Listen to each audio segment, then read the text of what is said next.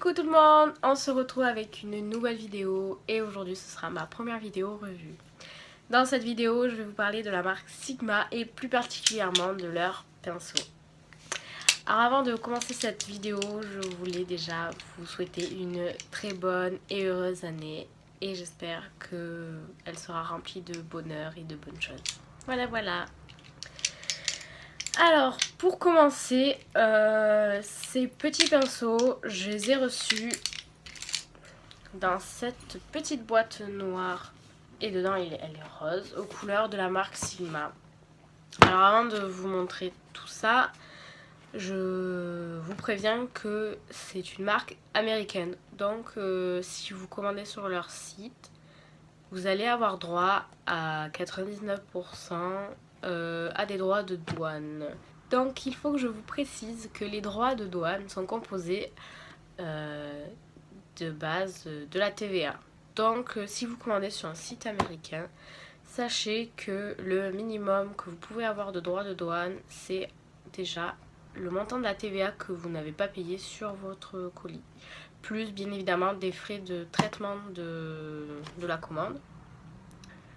Et si jamais vous dépassez un certain montant, vous allez avoir aussi droit à des taxes.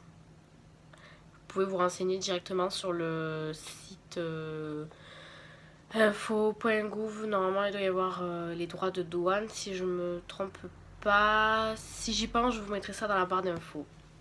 Tout y est expliqué, c'est quand même pas mal. Donc, revenons à cette petite boîte. Alors, hop. Ah oui, je précise aussi, les frais de douane, vous les payez quand vous recevez le colis. Donc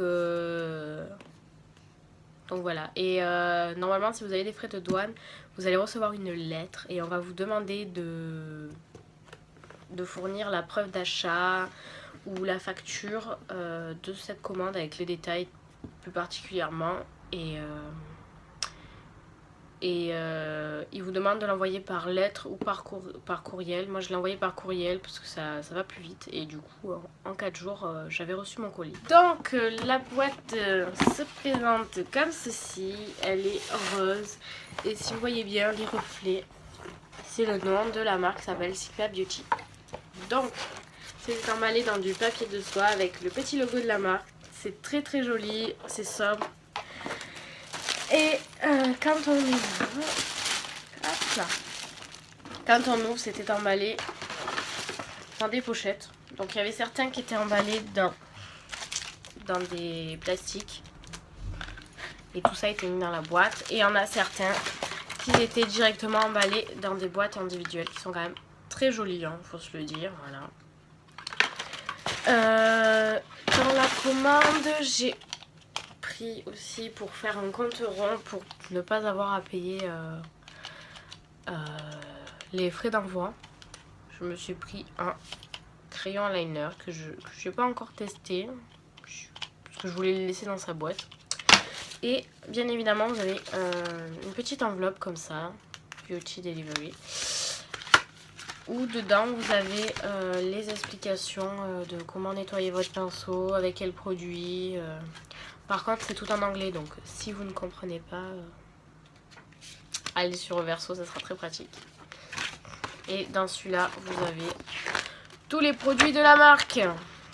Donc ici vous avez tous les pinceaux, là vous avez pour nettoyer, pour faire sécher, là vous avez les kits de pinceaux. Ici vous avez les blushs pour bronzer. Ici vous avez les produits pour les sourcils. Là vous avez les gloss, les crayons à lèvres. Là vous avez les rouges à lèvres. Là vous avez mascara, eyeliner, et là vous avez les palettes. Vous avez aussi des petits cœurs, par exemple ici, voilà, les petits cœurs là, qui signifie que ce sont des best-sellers, c'est-à-dire les plus vendus par la marque. Voilà. Alors pour info, moi les pinceaux, je les nettoie à la main, je m'embête pas. Je prends ma main comme ça, je mets une goutte de gel douche. Mais attention, maman, gel douche c'est hypoallergénique. C'est un Roger Cavaliers, donc il est très doux, il n'a pas de produits trop chimiques, j'ai vérifié. Donc j'en mets une goutte, je mouille le pinceau et je frotte comme ça jusqu'à ce que le pinceau soit totalement propre. Donc j'ai eu aussi un cadeau, vu que j'ai fait une certaine somme d'achat, j'ai eu un cadeau, ce rangement pour voyage, pour les pinceaux, de la collection Extravaganza. Voilà, donc il y en avait une aussi en blanche, mais je préférais noire. Et l'intérieur, il est comme ceci. Voilà, vous avez les trous pour mettre les pinceaux, ici pour protéger les pinceaux. Donc c'est plutôt pas mal. Moi j'ai quoi ça s'appelle, j'ai un truc en enroule avec le pinceau, mais c'est pas très pratique. Puis on peut pas mettre ce qu'on veut comme pinceau parce que comme c'est des petits rangements, il y a des pinceaux qui rentrent pas.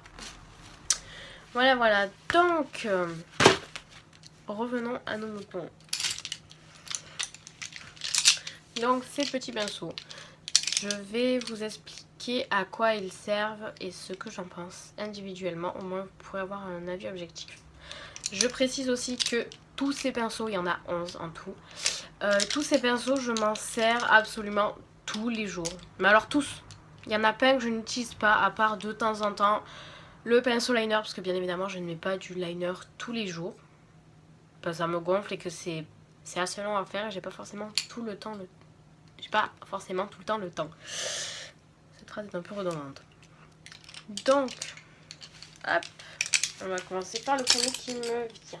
Hop. Donc ça, c'est un pinceau poudre.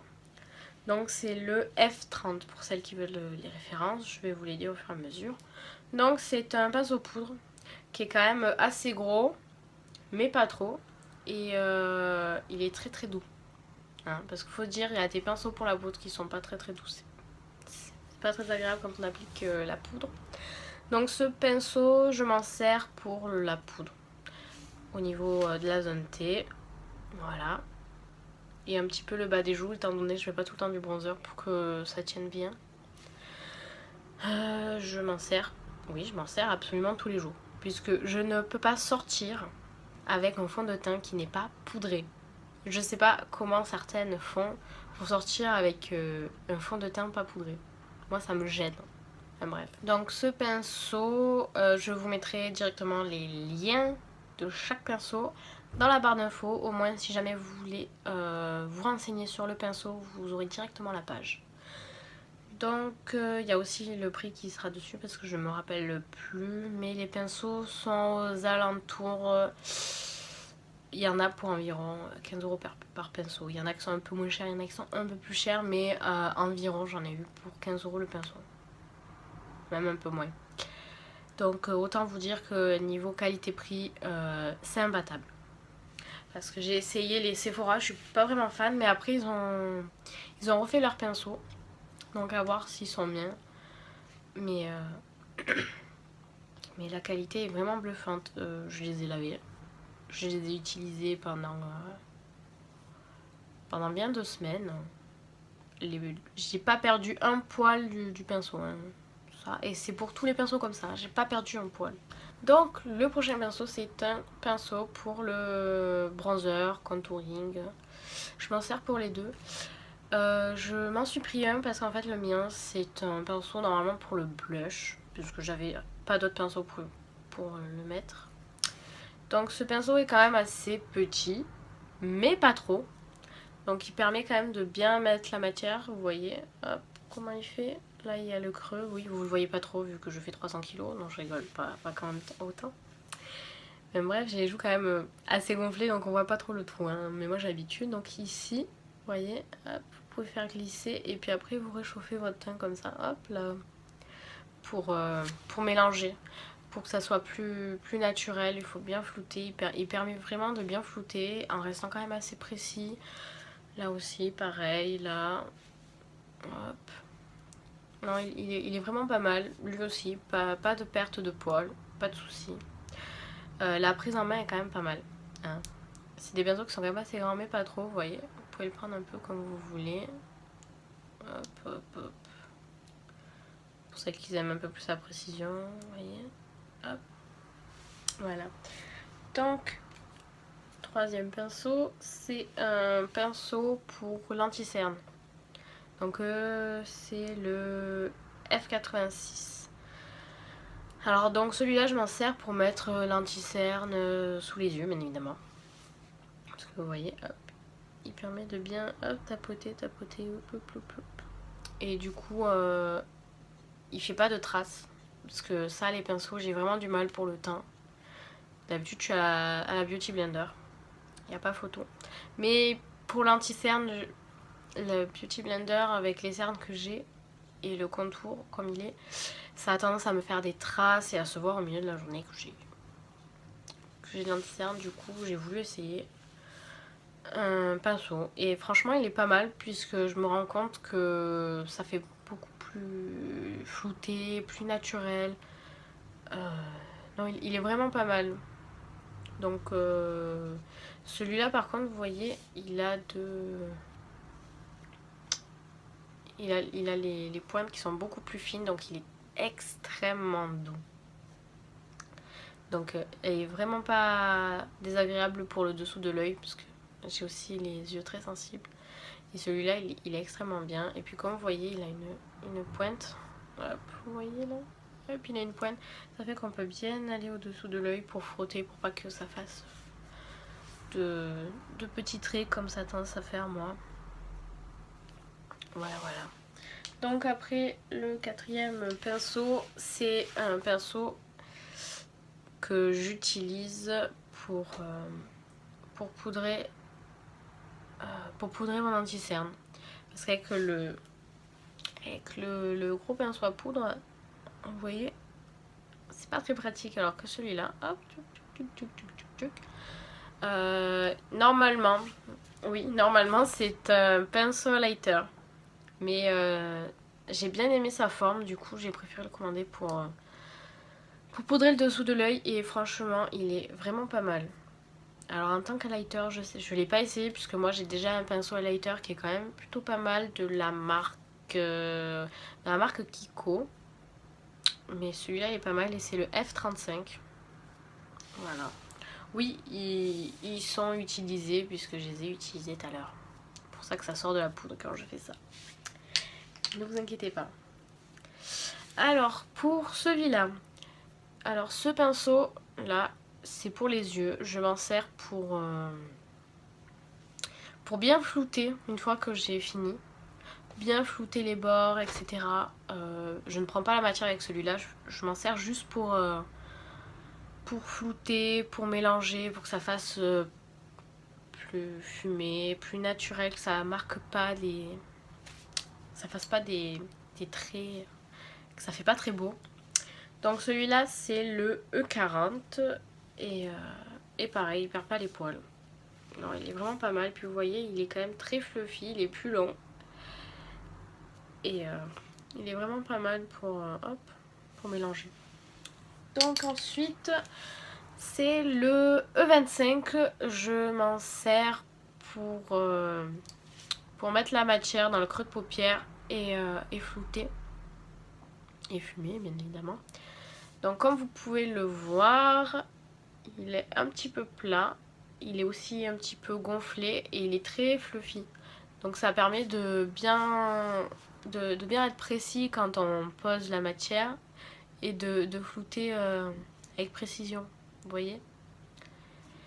Et celui-ci il est vraiment pas mal puisque par exemple ce maquillage là, j'ai pu bien flouter les bords comme ça pour le faire revenir un petit peu et ça fait super joli.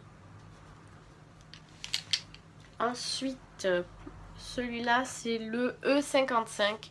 Donc celui-là je m'en sers pour mettre mon fard à paupières, vous voyez comme ça, hop hop hop, en tapotant bien évidemment.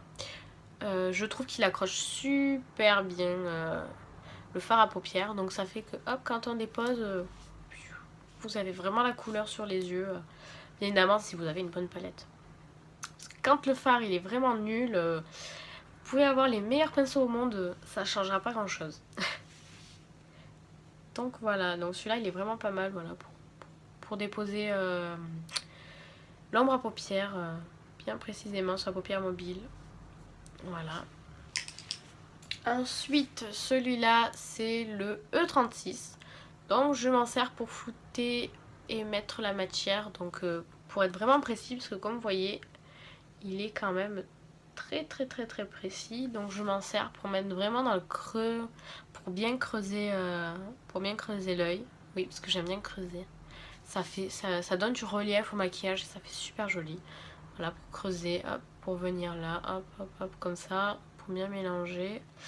Dessous de l'œil aussi, hop, pour flouter quand vous mettez votre fard sous l'œil pour que ça évite de faire trop marqué. Et celui-ci, il est vraiment bien. Donc voilà. Ensuite, ce tout petit pinceau. Il y en a qui vont se demander à quoi ça sert. Voilà, tout petit. Donc c'est le E21. Et celui-là, je m'en sers pour illuminer le dessous de mon sourcil et pour illuminer l'intérieur de mon œil. Là, hop.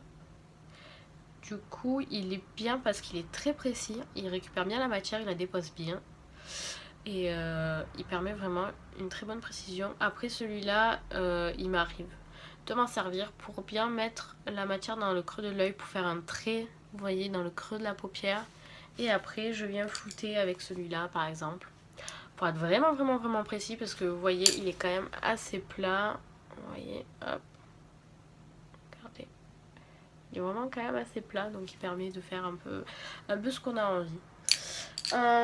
Ensuite, c'est le E65. Donc, c'est un pinceau biseauté. Voilà, hop. Vous voyez. Donc, il est quand même très fin.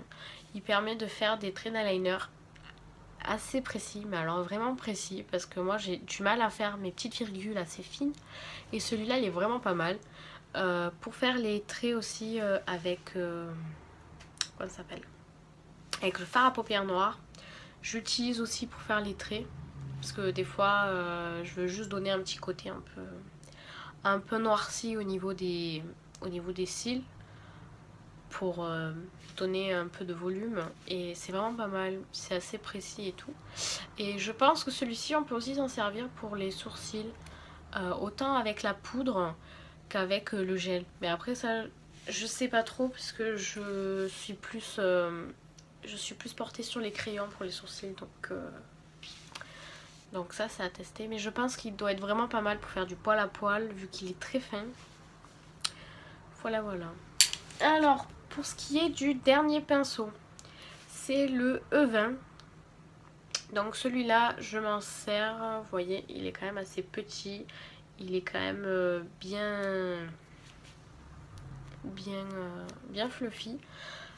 Celui-là, je m'en sers pour mettre le fard sous l'œil. Vous voyez, parce qu'il est quand même assez précis. Il est pas trop fin, mais pas trop épais pour me permettre de bien faire le trait. Et après, bien évidemment, je viens prendre celui-là et hop, je floute.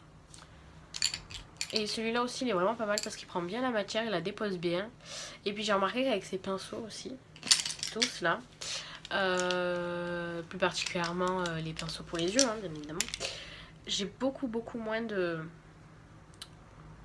Quoi ça s'appelle, de dépôt de fard à paupières qui tombe sur les joues, et ça c'est vraiment bien parce que alors pour les enlever quand on a fait un gros maquillage et tout et qu'on a déjà fait le teint, oui c'est pas très intelligent, mais oui voilà, ben, c'est assez chiant parce qu'on est obligé de prendre le gros pinceau comme ça et faire hop pour essayer d'enlever sans trop appuyer, parce que si on appuie le pigment il accroche.